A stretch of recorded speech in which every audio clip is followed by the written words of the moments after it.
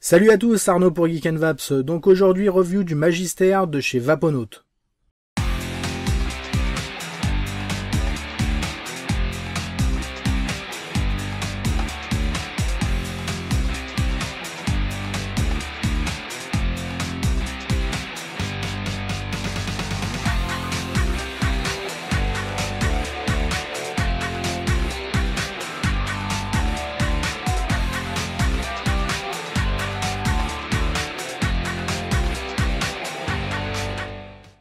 Alors on reste dans les avions avec Vaponaut, avec le Magister, leur premier atomiseur. Alors atomiseur un peu particulier, on le verra en détail, mais ce n'est pas un dripper, contrairement à ce qu'on pourrait penser. Donc le Magister, à la base, est un avion à réaction qui sert à faire de la voltige de l'entraînement, c'est le Fuga Magister. Donc on reste toujours dans cette ambiance aviation. Là, en l'occurrence, on est sur un atomiseur reconstructible qu'on va pouvoir monter en simple ou double coil. Il est en acier inoxydable 316L. Il fait 22 mm de diamètre pour 26 mm de haut et une cuve de 2,5 ml. Celui-ci me vient directement de chez Vaponaut, donc merci à Anne-Claire et Léopold. Allez, on va regarder tout ça en détail. Il y a pas mal de choses à voir et puis on va faire un petit montage simple coil et double coil. Donc le Magister nous arrive dans une boîte métallique, vraiment sympa, avec une petite autocollant, donc le Magister, fabriqué en France, avec un petit sachet donc de joints de remplacement, donc des joints un peu vert-bleu. Un autre sachet vous sera fourni avec des joints noirs, là en l'occurrence je les ai remplacés, on en parlera après. Et ensuite on a l'atomiseur dans une petite mousse. Donc voici le Magister d'un peu plus près, avec sur le côté donc 2 trous d'airflow, qui sera ajustable, un top cap avec un drip tip 510, on peut voir un peu à l'intérieur d'ailleurs le plateau, et en dessous donc une connexion 510 avec une gravure Vaponaut de Paris, le Magister, le numéro de série, et donc une connexion qui est non réglable. En regardant d'un peu plus près, et on comprendra un peu plus tard, vous voyez, on voit le plateau de travail, et vous voyez qu'à l'intérieur, c'est complètement fermé. Donc on le met sur un mode, histoire de pouvoir retirer le top cap. Voilà, donc voici le top cap, avec, donc à l'intérieur, vous voyez une sorte de bague interne. C'est toute la partie supérieure du top cap qu'on va pouvoir retirer pour pouvoir faire notre réglage d'airflow. Donc on vient le repousser de l'intérieur. Donc on a la chambre d'atomisation avec un petit joint, vous voyez, à l'intérieur, et les 2 trous d'airflow. Et donc notre partie supérieure, avec, vous le voyez, pas mal de trous, ce qui va nous permettre de faire un réglage à 1,2, 1,5 et 2,2 mm en simple ou double coil. C'est-à-dire que vous avez donc 3 séries de trous pour pouvoir faire votre réglage. Un petit joint sur le dessus pour venir maintenir l'ensemble. Et voici donc notre plateau. Alors vous voyez, il y a de la place. La cuve, on la voit en dessous, avec un positif au niveau du centre, 2 négatifs sur les côtés, pour le montage simple ou double coil, avec des vis plates. Le choix des vis plates, par contre, je suis un peu moins convaincu, c'est un petit peu plus galère à manipuler. Par contre, le positif molleté, pas de souci. Et donc, vous le voyez, sur le côté, on voit la cuve, en fait, par en dessous. Ce qui fait que quand le top cap est en place, ça vient sceller vraiment la cuve. Et donc, le coton, vous allez le faire passer par ces 2 encoches que vous avez sur les côtés. On va pouvoir d'ailleurs retirer tout le plateau. On vient maintenir, en fait, par les petites encoches, pour avoir une prise. Et on vient dévisser l'ensemble. Et là, quand vous dévissez, en fait, vous dévissez complètement avec la connexion 510. Vous allez le voir, on a une cuve, vous voyez, qui est complètement vide. Donc, ce qui est pas mal pour le nettoyage d'ailleurs, avec une sorte de petite encoche pour l'emplacement du joint. Et donc notre plateau de travail, vous voyez, qui est d'une seule pièce, avec le 510, le joint d'étanchéité. Et donc, quand on vient le mettre en place, il faut bien penser à serrer ces 2 pièces pour que ça ne vienne pas quand vous allez dévisser l'atomiseur, tout simplement que vous ne venez pas dévisser votre 510. Donc vous voyez un plateau qui fait penser un peu à un Genesis, mais encore une fois, ce n'est pas non plus un Genesis. Allez, on va attaquer notre premier montage. Donc là, je vais utiliser du Cantal en 0,32 avec une tige de 2 mm. Je vais y faire 5 tours. Alors les tours par contre je vais les faire à l'envers par rapport à l'habitude. Tout simplement pour avoir le fil en bas bien placé et le fil en haut aussi. On va voir, si je mets en place donc mon coil sur lequel j'ai espacé un peu les spires, hein, vous voyez, le négatif est vraiment collé sur le plateau et le positif est un peu plus haut. Ça permet d'avoir un montage bien à l'horizontale. Si j'avais fait mon coil de manière traditionnelle, j'aurais eu quelque chose d'un peu plus tordu. Donc la mise en place se fait simplement, hein, aucun souci. Les deux vis tiennent parfaitement notre Cantal. On va venir retirer le Cantal excédentaire. Et donc je viens, à l'aide d'une tige, replacer mon coil correctement afin d'avoir suffisamment d'espace sous le coil, donc entre le plateau et le coil, et entre le pôle positif et le coil, histoire que l'air passe tout autour du coil. Voilà, là on a un montage qui paraît très bon. On va regarder tout de suite ce que ça nous donne en ohms, et on est à 0,76 ohms. Donc nickel, pour un simple coil, c'est parfait. Ensuite, je vais venir pulser mon coil pour venir cramer les graisses, hein, sans le faire rougir. Et là, je vais utiliser de la Fiberfix densité 2, que je vais venir rouler. Je viens la mettre en place, et me mettre bien sûr au milieu. Et là, on va faire un système un peu d'écharpe autour du pôle positif. Ça va nous donner une sorte de nid de coton dans la chambre d'atomisation, ce qui est plutôt pas mal. Donc là, je prends le premier côté qui est le plus éloigné, je viens faire le tour, je viens placer bien sûr la fiber dans l'encoche correctement pour que ça vienne baigner dans la cuve, et je fais la même chose pour l'autre côté. Et là, vous voyez, on a quelque chose qui ressemble clairement à un nid de coton. Alors ensuite, je vais venir mettre mon liquide, donc bien sûr humidifier la fibre, et donc pour le remplissage, vous pouvez tout simplement verser votre liquide directement sur le coil. Ça va faire un peu comme une fontaine de chocolat, c'est-à-dire que ça va venir couler sur les côtés et remplir votre cuve automatiquement.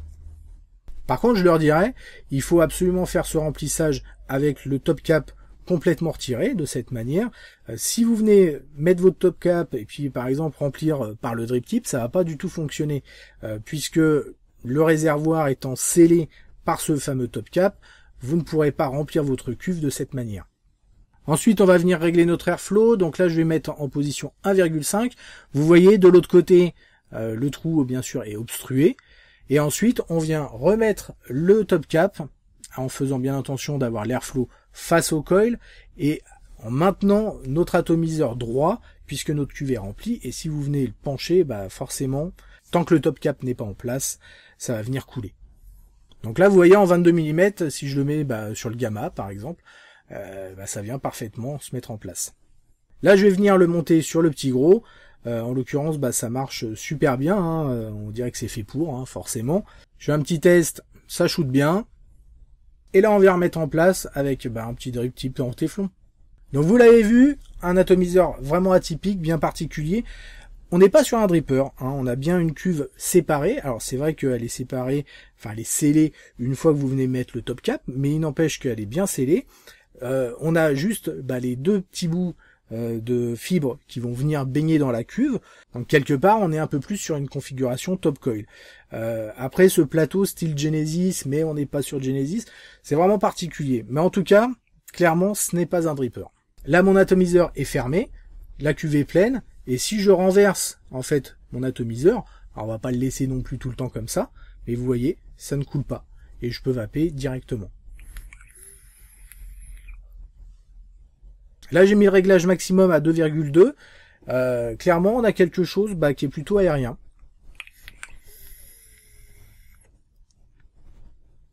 On n'est pas sur quelque chose en inhalation directe, hein, bien entendu, mais on a quelque chose de vraiment agréable. Là, si je viens le resserrer, donc là, on tient bien le top cap, et je viens tourner. On peut arriver à tourner comme ça. Alors, c'est pas ce qu'il y a de plus pratique, mais c'est faisable. Hop. Voilà. Et donc là, je l'ai réglé à 1,5.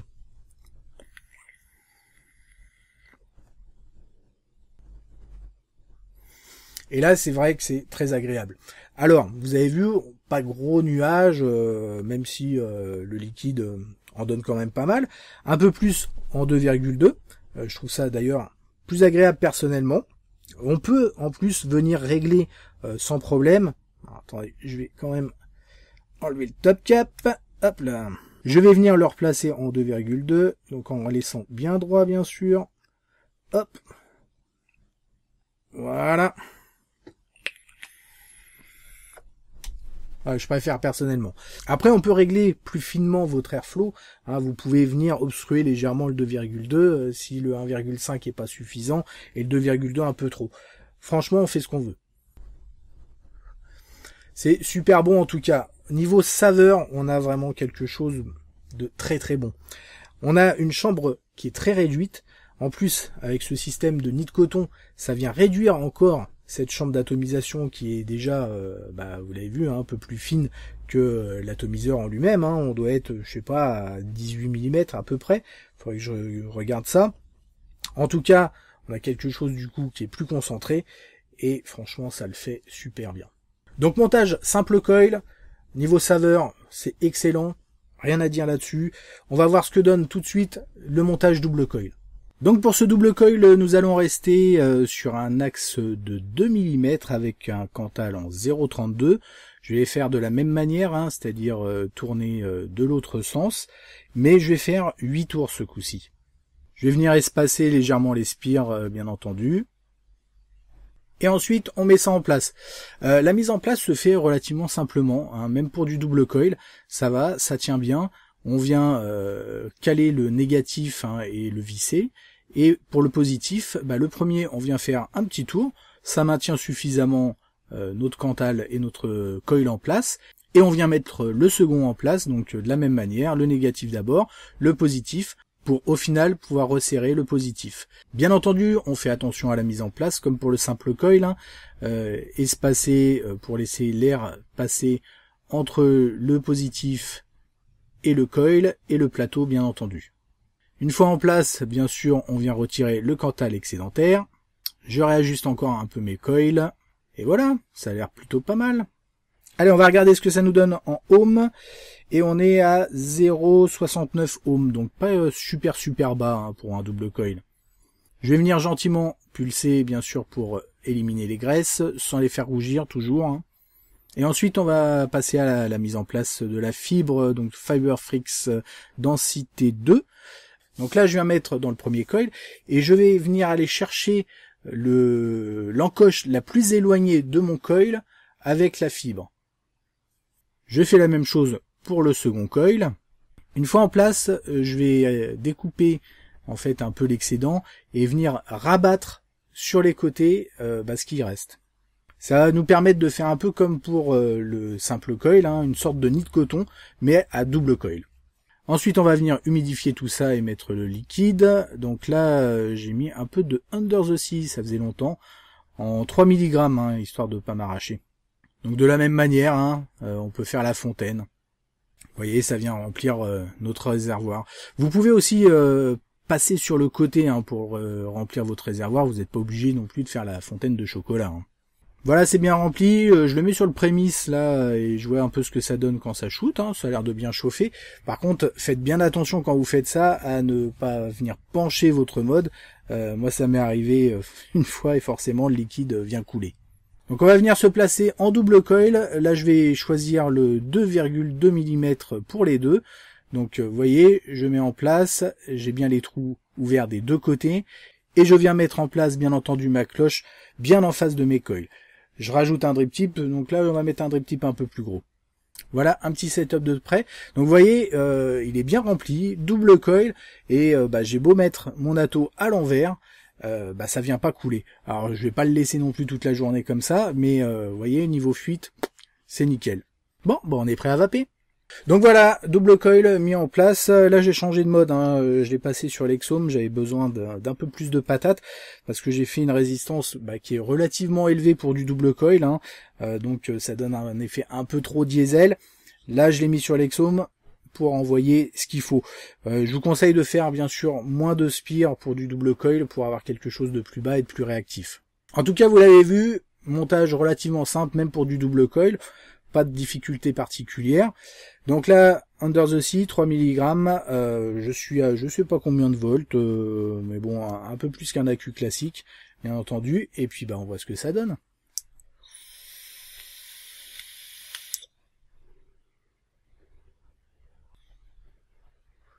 Oh la vache.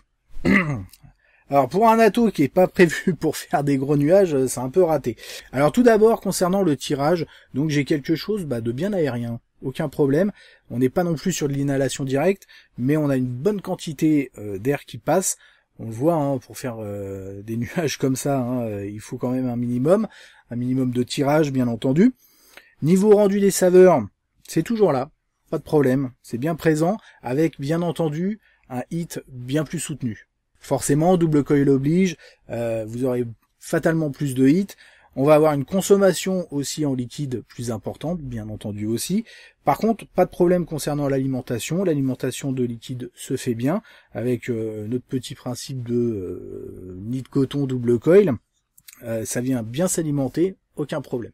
En fait, la petite ruse, c'est que vous l'avez vu, vous avez une partie qui va venir plonger donc dans notre cuve, une seule pour chaque coil, et la partie qui reste, en fait, vient par-dessus l'autre coil qui est alimenté, ce qui fait que votre coil n'est pas alimenté que par un côté, mais bien par les deux côtés.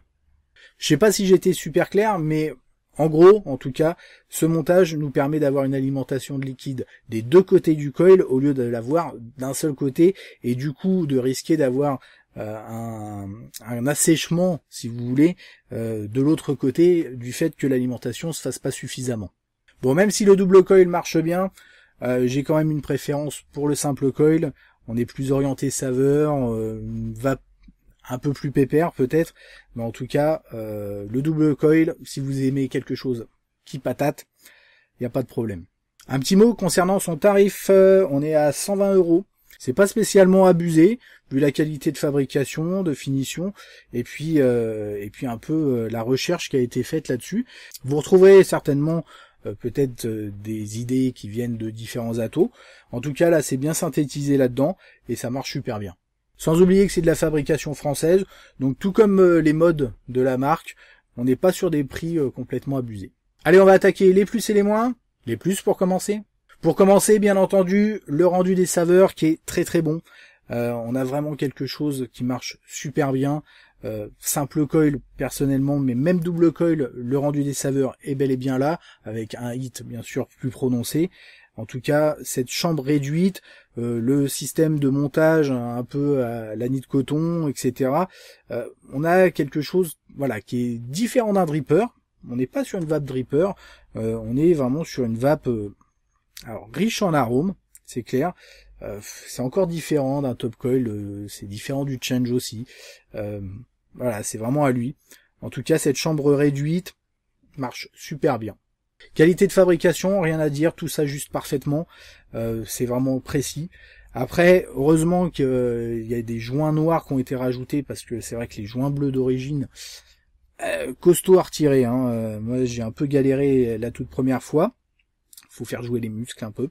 Mais une fois les joints noirs mis en place, où vous avez aussi la possibilité de garder les joints verts, mais d'en garder un. Voilà, après c'est comme tout, les joints ça se fait, mais au début, en tout cas, c'est bien dur et c'est bien de les avoir ajoutés. Le fait qu'on puisse le démonter entièrement et facilement, c'est vrai qu'il n'y a pas non plus 50 000 pièces, et l'air de rien, encore une fois, ça joue beaucoup, mais lors du nettoyage, c'est simple, on peut tout démonter très facilement, tout nettoyer, sécher et pouvoir l'utiliser dans la foulée. On n'est pas obligé d'attendre X temps que ça sèche, ou il y ait des coins, des recoins plus ou moins inaccessibles qu'on peut pas sécher.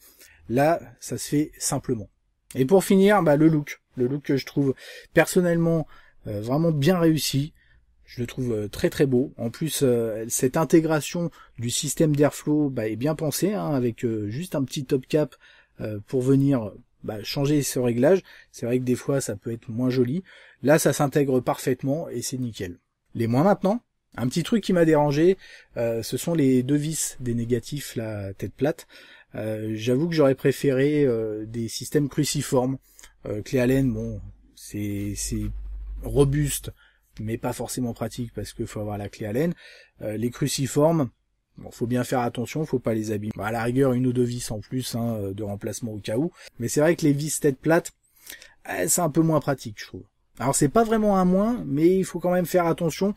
Quand vous avez votre plateau que vous venez le mettre en place avec la cuve, faut vraiment bien le serrer et faire attention quand vous dévissez votre atout que vous ne dévissiez pas le 510. Alors faut pas visser comme un malade votre atout déjà, d'une part pour éviter les problèmes, et puis faire attention quand vous dévissez effectivement. Pourquoi? Parce que si vous avez la cuve pleine et que vous venez dévisser et que le 510 reste dedans, bah forcément au bout d'un moment bah ça va venir se détacher et le liquide va couler si votre cuve est pleine. Donc juste faire attention à ça. Après c'est pas vraiment gênant, ça va pas venir bloquer, et puis en même temps c'est une bonne chose parce que on peut le démonter entièrement pour le nettoyage. Donc c'est pour ça, c'est juste un truc auquel il faut faire attention, c'est pas vraiment un point négatif. En tout cas voilà, un super râteau. Vaponaut nous fait son premier râteau, c'est du sans faute pour moi, clairement. J'espère qu'ils nous en feront d'autres. Bon, en tout cas, déjà c'est le premier, hein, on va pas mettre la charrue avant les bœufs. En plus, pour peu que vous ayez un petit gros ou un jumbo jet, ça va parfaitement avec. Bon, après ça va avec tout, hein, même mon Exo, moi ça me choque pas. Allez, on se retrouve très rapidement pour de nouvelles aventures. Merci d'avoir regardé cette vidéo. N'oubliez pas de signer la pétition de l'Edus ou de participer à l'Edus. Et en attendant, une très bonne vape à tous.